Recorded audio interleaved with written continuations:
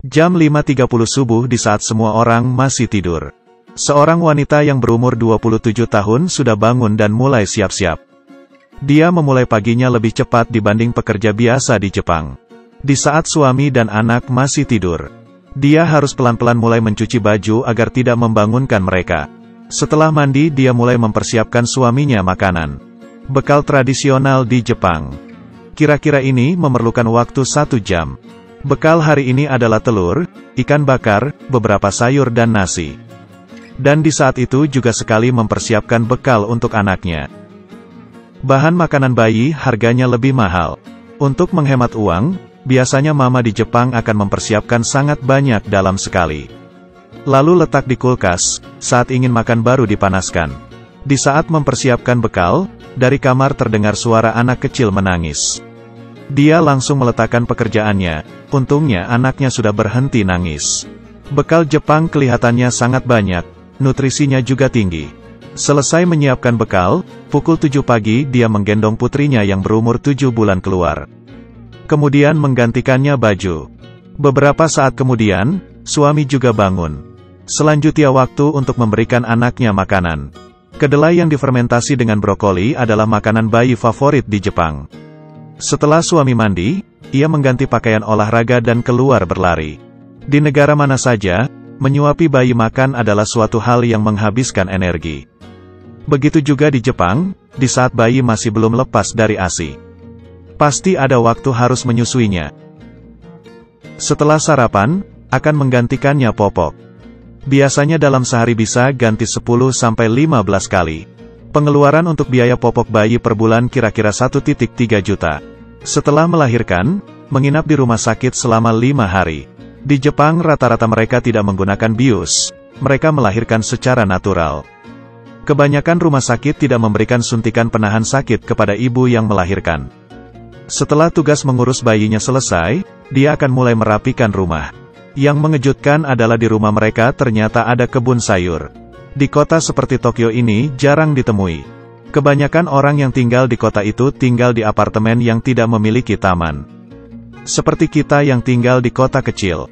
Setelah merapikan rumah, suami pulang dari olahraga. Suaminya memiliki beberapa restoran. Di hari libur dan malam biasanya sangat sibuk. Tapi dia akan berusaha meluangkan waktu untuk membantu menjaga anak. Pukul 9 adalah waktu suami istri untuk sarapan. Waktunya sudah berjarak 3,5 jam dari waktu bangun. Sekeluarga sarapan dengan bahagia. Pukul 9.30 suami berangkat kerja. Dia mengantarkan suaminya keluar. Setelah suami pergi, dia membawa anaknya untuk tidur. Mempersiapkan dulu selimut anaknya. Kemudian menyalakan musik untuk membantu anaknya tertidur. Dalam waktu ini, suasana sangat sunyi agar tidak membangunkan anaknya. Menjadi seorang mama, dia tiap hari sudah menyusun jadwal.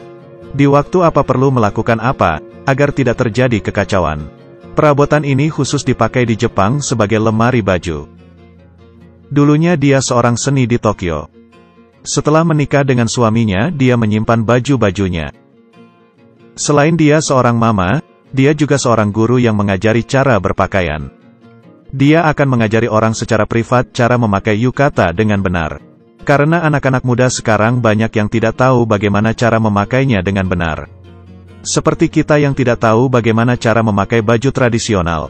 Setelah menggunakan yukata, dia akan mempersiapkan tas perlengkapan bayi. Untuk mempermudah setelah anak bangun nanti akan membawanya keluar main.